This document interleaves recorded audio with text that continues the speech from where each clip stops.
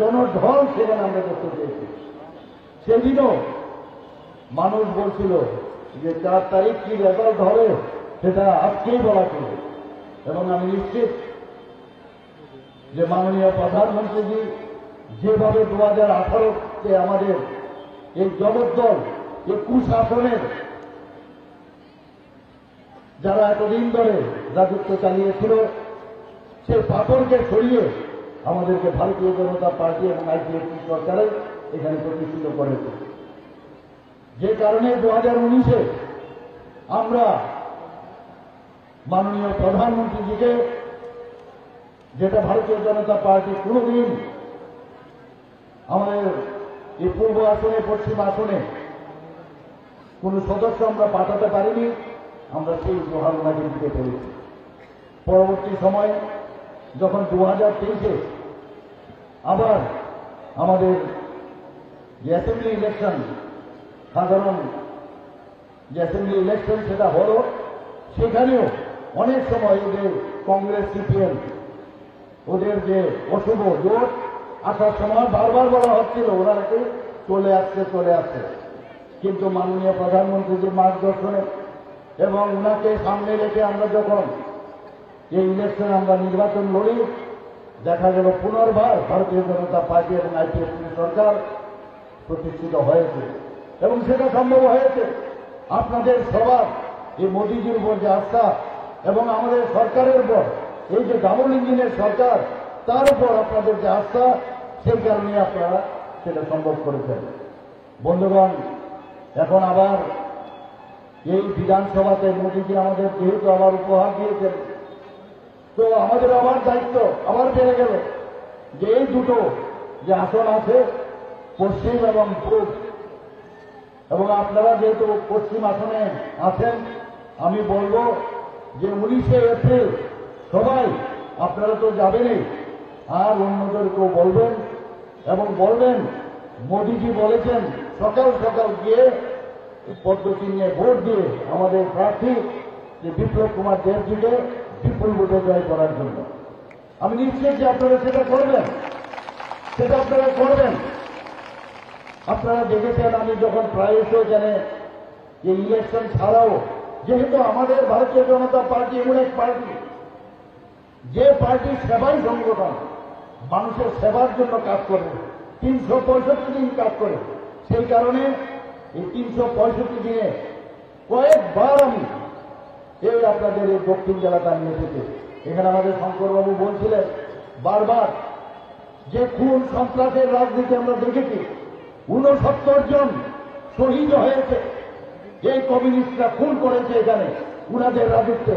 আপনারা কি চাইবেন যে আবার সেই খুনের রাজত্বে ফিরে যাওয়ার জন্য? অদ্ভুত এই কংগ্রেস তখন তারা বিরোধী দলে ছিল, তাদের সমর্থকদের খুন করেছে, তাদের বাড়িঘর আগুন জ্বালিয়ে দিয়েছে, অগ্নিসংযোগ করেছে, মা বোনদের উপর তাদের অত্যাচারের কাহিনী যদি বলা হয় তাহলে শেষ হবে না, সবাই জানে। সেই জায়গায় আজকে আমরা নির্বাচনোত্তর সন্ত্রাস দেখেছি, নির্বাচনের আগে সন্ত্রাস দেখেছি, নির্বাচনের সময় সন্ত্রাস দেখেছি, কিন্তু আমরা 2023-এ আমরা বারবার বলেছি সন্ত্রাস ছাড়া কিভাবে রাজনীতি করতে হয় এবং কিভাবে নির্বাচন করতে হয় সেটা যেরকম আমরা বলেছি সেটাই আমরা করেছি, এবং ত্রিপুরাতে ইতিহাস হয়ে থাকবে সেটা। বন্ধুগণ, সাধারণ মানুষ খালি শান্তি চায়, মানুষ আর কিছু চায় না। পরে বাকি জিনিস নিজের জীবন যদি আমরা জীবিত থাকি, জীবিত থাকার জন্য যা যা উপাদান লাগে সেটা যদি আমরা করতে পারি তবেই যথেষ্ট, বাকি তো করে আসবে একটার পর একটা। একটা আতঙ্কের পরিবেশ এই 35 বছর এই কমিউনিস্টরা এই রাজত্ব এখানে করিয়েছেন, আপনারাও দেখেছেন।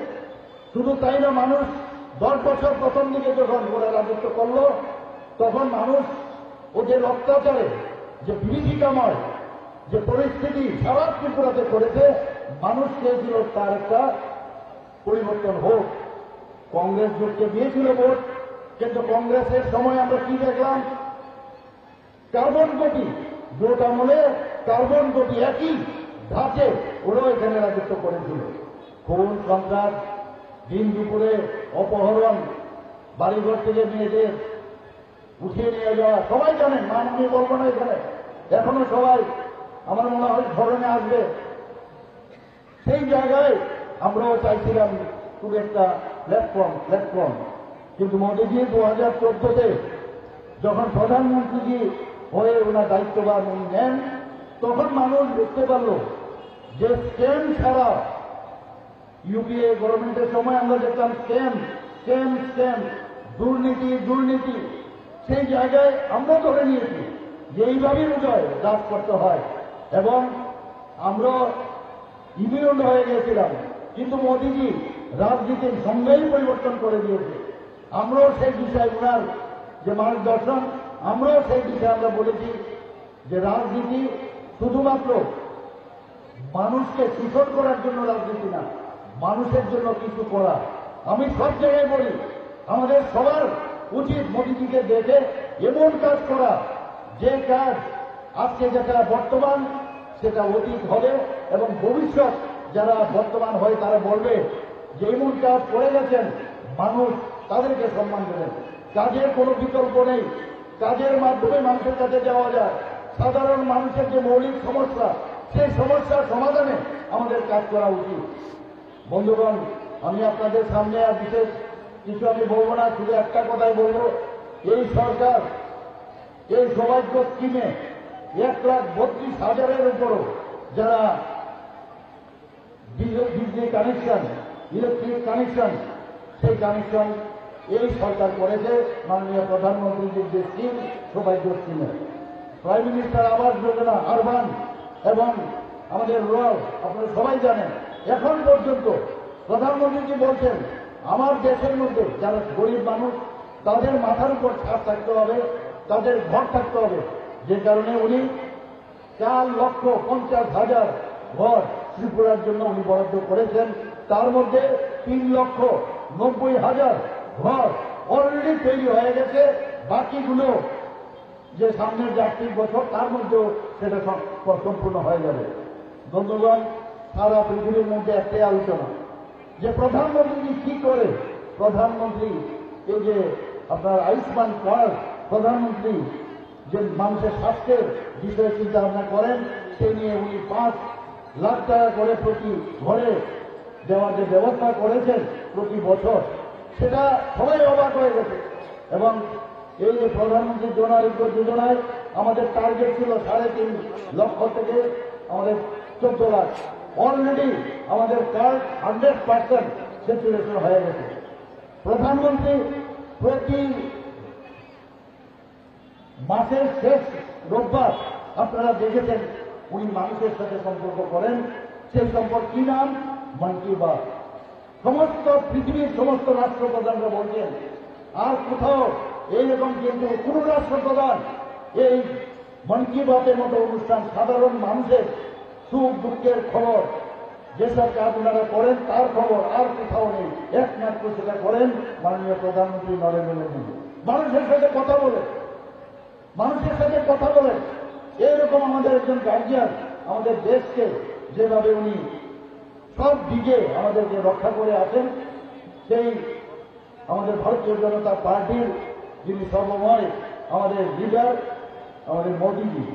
তাই আমি বলছি বন্ধুগণ, মোদীজিকে শক্তিশালী করতে হবে। শুধু বোতাম টিপলে হবে না, মন কি বাত উনি বলেন, মনের কথা উনি বলেন, মানুষের মনের কথা শুনতে চান। সেই বিষয়ে যদি আগামী দিন আরো উনি যা যা করেছেন আমি জানি না তৃতীয়বার উনি যখন প্রধানমন্ত্রী হয়ে আসবেন তারপর আর কি করবেন, সত্যি অবাক লাগবে। বন্ধুগণ, আপনারা দেখেছেন যে আমাদের প্রধানমন্ত্রী বারবার একটা কথা বলেন যে নর্থ ইস্ট যদি ডেভেলপ না হয় তাহলে ভারতবর্ষ কোনদিন ডেভেলপ হবে না। যে কারণে অ্যাক্ট ইস্ট পলিসিতে মোদীজি আমাদেরকে হীরা মডেল দিয়েছে। আপনারা কোনদিন কখনো শুনেছেন? ন্যাশনাল হাইওয়ে, 6টা ন্যাশনাল হাইওয়ে উনি সেকশন দিয়েছেন, আরো 4টা ন্যাশনাল হাইওয়ে, আগে 3 করে একটা ন্যাশনাল হাইওয়ে ছিল NH-08, এখন সেই জায়গায় 6টা ন্যাশনাল হাইওয়ে, আরো 4টা ন্যাশনাল হাইওয়ে, তারও অলরেডি ইন প্রিন্সিপাল উনি অনুমোদন দিয়েছেন। ইন্টারনেট আজকে এখানে কথায় কথায় আমরা বহু প্রদেশের সাথে যদি আমরা কম্পেয়ার করি, ত্রিপুরার ইন্টারনেট এত ভালো, এখানে মোবাইল সার্ভিস এবং আমাদের ল্যাপটপে যারা কাজ করে বা কম্পিউটারে কাজ করে কত সহজে সারা পৃথিবী হাতের মুঠে চলে আসে। সেটা সম্ভব হয়েছে ত্রিপুরাতে, যে ইন্টারনেট আছে থার্ড স্ট্রংগেস্ট ইন্টারনেট ত্রিপুরাতে।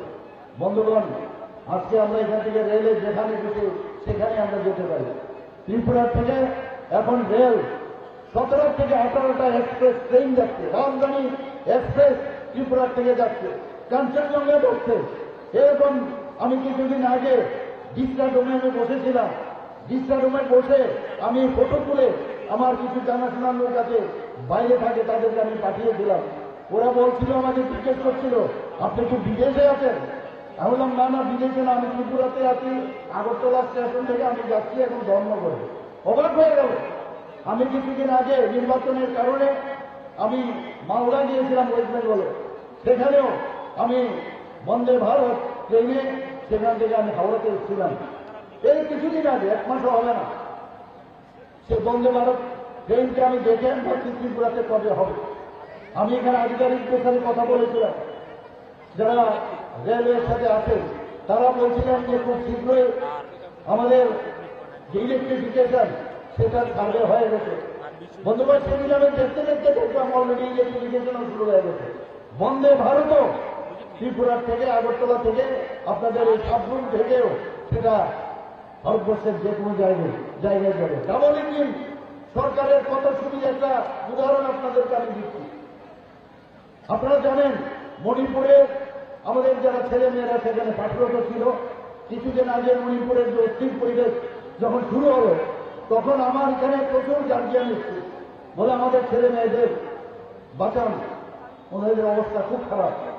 আমি যখন দিল্লিতে আমাদের এভিয়েশন মিনিস্টার, ইন্ডিয়ান এভিয়েশন মিনিস্টারের সাথে কথা বলি, উনি রাত্রিবেলা 12:30টার সময় উনি একটা স্পেশাল প্লেন দিয়েছেন।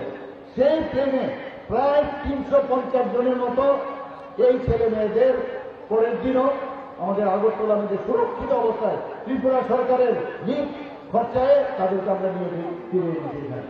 বন্ধুগণ, আমরা জানি এয়ারপোর্টের কথা যদি বলি, হীরা মডেলের আরেকটা এয়ারপোর্ট। এতদিন ধরে সিঙ্গার মিলের এখানে যারা পুরনো যারা আছেন, আমাদের মহারাজা বীর বিক্রম কিশোর মানিক্য বাহাদুর, যাকে বলা হয় যে ত্রিপুরার আধুনিক ত্রিপুরার উত্তর, উনি Singerbhil airport, one of the oldest airport in India. 1942 সালে যখন আমাদের দ্বিতীয় বিশ্বযুদ্ধের শেষের দিকে উনি এই এয়ারপোর্ট উনি তৈরি করেন। সিঙ্গার মিল, তখন বলতাম আমরা কোথায় যাচ্ছ সিঙ্গার মিল। সেই এয়ারপোর্টে এতদিন ধরে আমরা কংগ্রেসদের খালি কুম্ভীরা শুরু আমরা দেখেছি। ওনারা রাজেন্দ্র পরিবারকে ঘরের ভিতর ঢুকে দিয়েছে।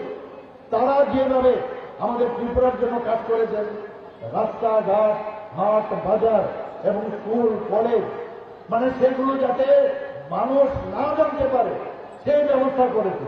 আর ভারতীয় জনতা পার্টি, ওনারা জানেন যে কাকে কিভাবে সম্মান দিতে হয়। ইতিহাস কখনো ভুল হয় না, ইতিহাসকে ভালো কাজের জন্য সম্মান দিতে হবে।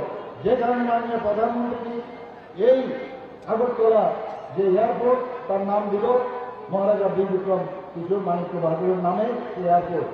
সেখানে আপনারা দেখেছেন যে যেভাবে ওনার মর্মমূর্তি, সেখানে আমরা কিছুদিন আগে আমরা সেখানে আমরা স্থাপন করেছি। আমরা জানি কামান চৌমনির মধ্যে, কামান চৌমনির পাশে একটা ছোট একটা আইল্যান্ড ছিল। সব মানুষ এই আইল্যান্ডের নাম জানত না। আমরা ছোটবেলায় দেখেছি জিরু ফলক সেখানে ছিল, আস্তে আস্তে করে জিরু ফলক নিচের দিকে চলে গিয়েছে। সেই জিরু ফলককে আমি যখন বললাম যে এখানে যেহেতু আধুনিক ত্রিপুরার রূপকার মহারাজা বীর বিক্রম কিশোর এত কিছু করেছেন, সেখানে ওনার মূর্তি আমরা প্রতিষ্ঠিত করেছি এবং সেই জায়গার নাম এমডিবি মোড় হয়ে গেছে এখন বন্ধুগণ। আমরা ওনার জন্মদিনে, আমরা 19শে আগস্ট ওনার জন্মদিনকে ছুটির ঘোষণা করেছেন। আমরা গড়িয়া পূজাতে এর দিনের জায়গায় দুদিন আমরা ছুটি ঘোষণা করেছি। বন্ধুগণ, আমরা আজকে যারা ত্রিপুরাতে মিশ্র বসতি এই রাজ্য, যারা জাতি জনজাতি, বারবার আমরা বলছি আমরা একসাথে থাকতে চাই। আমরা এক ত্রিপুরা শ্রেষ্ঠ ত্রিপুরা আমরা বানাতে চাই, এক ভারত শ্রেষ্ঠ ভারত বানাতে চাই, সেই বিষয়ে আমরা কাজ করছি। বন্ধুগণ, আপনারা জানেন যে জল জীবন মিশন, জলের কোনো আর স্বাস্থ্য বিষয় নেই। সেই জায়গায় আমাদের 3% থেকে আমরা শুরু করেছিলাম, এখন প্রায় 76% তার সেচুরেশন চলে এসছে সমস্ত ত্রিপুরায়। বন্ধুগণ, আমরা উজ্জ্বলা যোজনার কথা যদি বলি, প্রাইম মিনিস্টার উজ্জ্বলা যোজনা, সেখানে একটা গরিব ঘর থেকে এসেছেন আমাদের মাননীয় প্রধানমন্ত্রী নরেন্দ্র মোদী। উনি একটা চাইওয়ালার ঘর থেকে এসছেন। উনি আমাদের স্বপ্নের সওদাগর। উনি আমাদের স্বপ্ন দেখাচ্ছেন এবং শুধু স্বপ্ন না, স্বপ্ন বাস্তবায়িত করেছেন। উনি গ্যারান্টি দিচ্ছেন, গ্যারান্টি দিচ্ছেন। সেই জায়গায় উনি দেখেছেন উনার মাকে কিভাবে চুল্লু যখন জ্বালাতো চোখের মুখে ধোয়া আসতো। উনি তাই এই প্রাইম মিনিস্টার উজ্জ্বলা যোজনার মাধ্যমে সারা ভারতবর্ষের সাথে সাথে ত্রিপুরাতে 3,12,000-এর উপরে যারা বেনিফিশিয়ারি ফ্রি গ্যাস কানেকশন দেওয়া হয়েছে। বন্ধুগণ, আমরা দেখেছি মুক্ত অঞ্চলে যে ডেপুটেশন হতো আমাদের, সেই কারণে শুধু ত্রিপুরাতে না, ভারতবর্ষের সব জায়গায় আমরাও দেখেছি পড়াশোনার সুবাদে। যখন উত্তরপ্রদেশে ছিলাম, লখনৌতে ছিলাম, আমরা বিহারে পাটনাতে ছিলাম, সেখানে আমরা দেখতাম গ্রামে গঞ্জে আমাদের মা বোনেরা বসে থাকত যে কখন রোদ্দুর ঢলে পড়বে। সেই জায়গায় তারা মুক্ত আকাশের নিচে তারা শৌচালয় করত। প্রধানমন্ত্রী বলছেন লালকেল্লা থেকে যখন উনি 15 আগস্টে উনি ঘোষণা দিলেন যে আমি শৌচালয় আমার মা বোনদের করব, সেই জায়গায় ত্রিপুরাতে 96% এখন এই শৌচালয় ত্রিপুরাতে নির্মাণ হয়ে গেছে। বন্ধুগণ, ত্রিপুরাতে আপনারা সবাই জানেন, এখানে মা বোনেরা সবাই আছেন, যে আমরা সামাজিক ভাতা ত্রিপুরাতে আমরা যেখানে 700 টাকা ছিল, আমাদের সরকার প্রতিষ্ঠিত হওয়ার পর সেখানে 1,000 আমরা দিয়েছি। এরপর পরবর্তী সময়ে ডাবল 2,000 টাকা করে আমরা সামাজিক ভাতা, 33 রকমের সামাজিক ভাতা আছে, সেই সামাজিক ভাতা আমরা দিচ্ছি। আমাদের প্রায় 4,10,000-এর মতো এই সামাজিক ভাতায় আমাদের ত্রিপুরার বেনিফিশিয়ারিরা আছেন। এসএসজি গ্রুপের এখানে মা বোনেরা আছেন। সবচেয়ে বেশি সাকসেসফুল এই যে এসএসজি গ্রুপ, প্রধানমন্ত্রী বারবার বলছেন যতদিন ধরে আমাদের মায়েরা বোনেরা তারা যতক্ষণ ধরে শক্তিশালী না হবে, শক্তি বন্ধনে নামে আমরা একটা প্রোগ্রাম আমরা করেছিলাম, মায়েদের বোনেদের শক্তিশালী করতে হবে। এসএসজি গ্রুপ 2018-এর আগে 2017-তে মাত্র 4,000 গ্রুপ ছিল। সেই জায়গায় এখন আমাদের এই গভর্নমেন্ট আসার পর 56,000 এই এসএসজি গ্রুপ হয়েছে। এবং শুধু তাই নয়, এতে করে আমাদের প্রায় ত্রিপুরাতে 5 লাখের উপরে মহিলারা তার সাথে যুক্ত হয়েছে। বন্ধুগণ, এখন তো এগুলো বাদ দিন, বিভিন্ন আমাদের মহিলারা তো এইসব বানাচ্ছেন নিজেদের প্রোডাক্ট। কেউ কৃষির সাথে যুক্ত হয়েছেন, কেউ গোপালনের সাথে যুক্ত হয়েছেন, এসএসজি গ্রুপে বিভিন্ন প্রোডাক্ট বানাচ্ছেন। সেটা তো গেল, কিন্তু মাননীয় প্রধানমন্ত্রী তাতেও উনি ক্ষান্ত হননি। উনি বলছেন আমাদের লাখপতি দিদি বানাতে হবে। আপনারা সবাই শুনেছেন লাখপতি দিদির কথা। ত্রিপুরাতে আপনারা শুনলে খুব খুশি হবেন কতজন লাখপতি দিদি হয়েছে।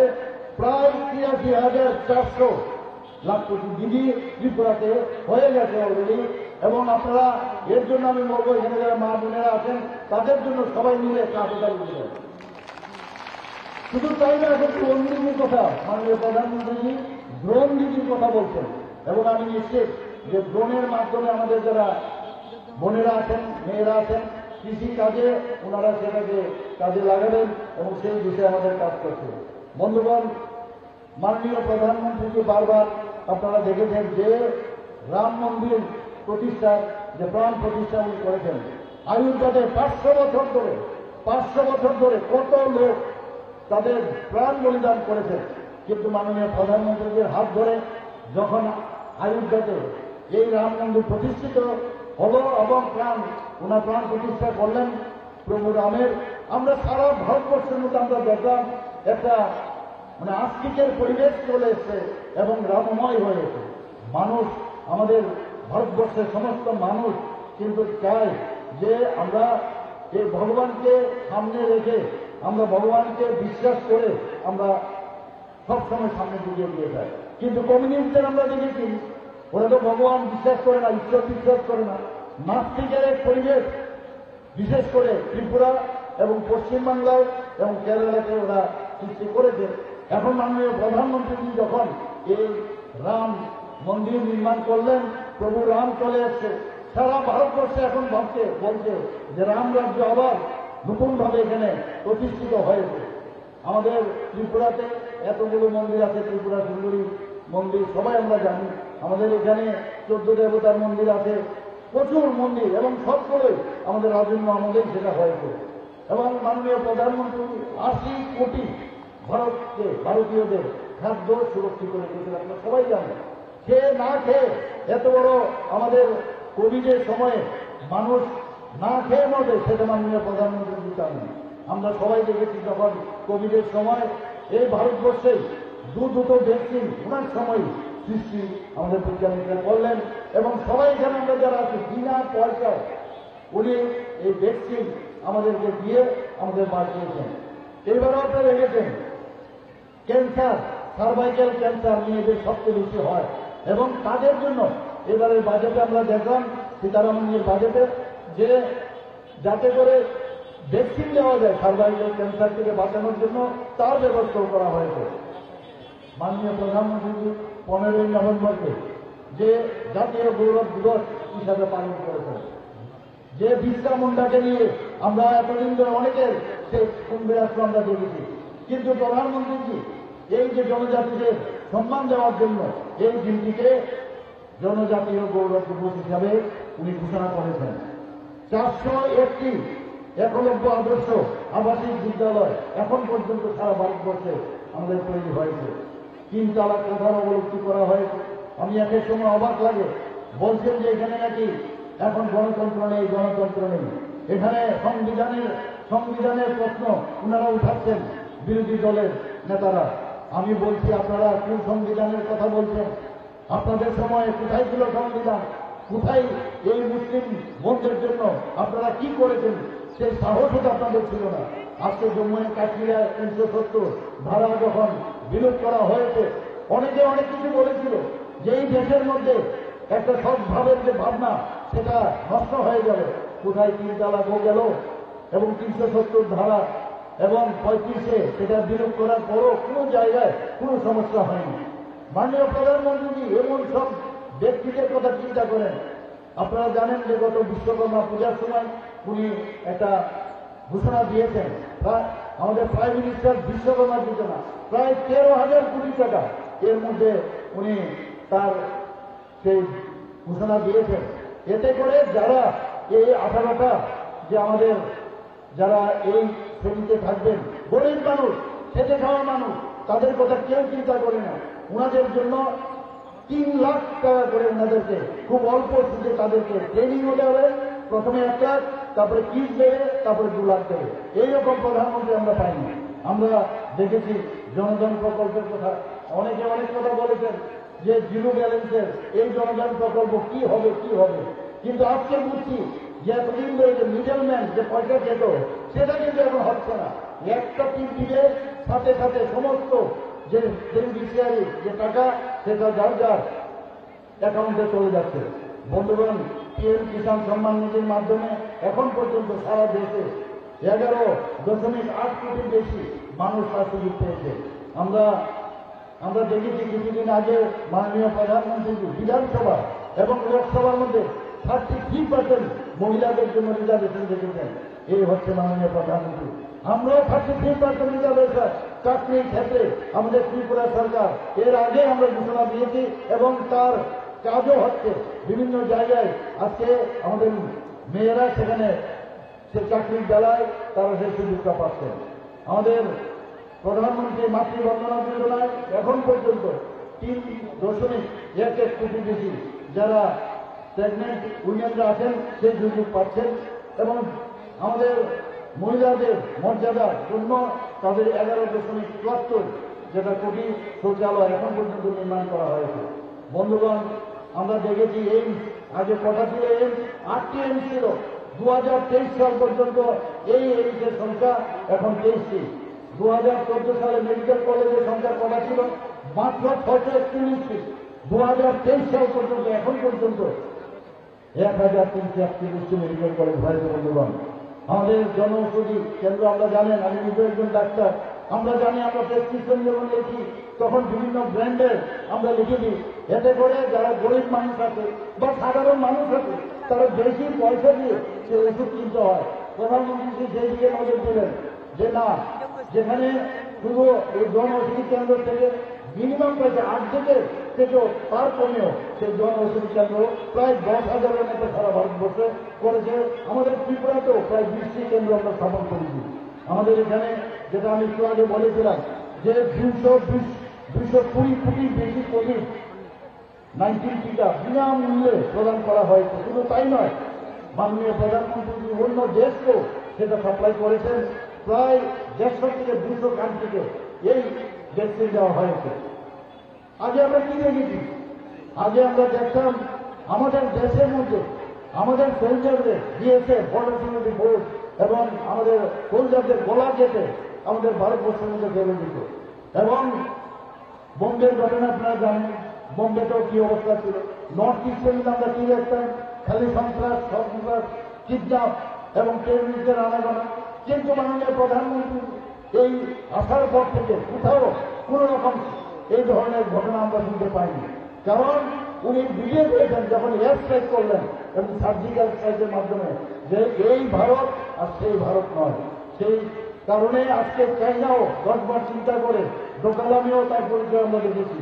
অপারেশন গঙ্গার মাধ্যমে আমরা জানি প্রায় 23,000, যেখানে আমাদের ইউক্রেন এবং রাশিয়ার যুদ্ধ হয়েছিল সেখান থেকে 23,000 যখন মাননীয় প্রধানমন্ত্রী বললেন যে আমার দেশের সমস্ত লোককে আমরা ভারতে ফিরিয়ে আনতে চাই, উনার আহ্বানে যখন ভারতের ফ্ল্যাগ নিয়ে ওখানে সবাই এই ফ্ল্যাগেরকে সামনে রেখেছেন, আমি শুনেছি পাকিস্তানের লোকও এই ফ্ল্যাগের আড়ালে তারও সেখান থেকে আসতে সুযোগ পেয়েছে। শুধু তাই নয়, অপারেশন অজয় যেটা আমাদের ইসরায়েলে, সেখানে একই অবস্থা। সেখান থেকেও প্রায় 2000-এর উপরে আমাদের ভারতীয়দেরকে ফিরে এনেছেন। আমরা মাননীয় প্রধানমন্ত্রী উনি যেহেতু আমাদেরকে এত সুন্দরভাবে আমাদের দেখে রাখেন, প্রতিটা ক্ষেত্রে আমাদের দেখে রাখেন, আমাদেরও দায়িত্ব যে আগামী 19শে এপ্রিল এই পশ্চিম আসনে আমাদের ভারতীয় জনতা পার্টির যে ক্যান্ডিডেট, আমাদের প্রাক্তন মুখ্যমন্ত্রী এবং আমাদের রাজ্যসভার সদস্য শ্রী বিপ্লব কুমার দেব দিকে আপনারা প্রচুর পরিমাণে ভোট দিয়ে মোদীজিকে আপনারা উপহার দেবেন, এই আশাটুকু রেখে আমি আমার বক্তব্য শেষ করছি। নমস্কার। বন্দে মাতরম। ভারত মাতা কি জয়।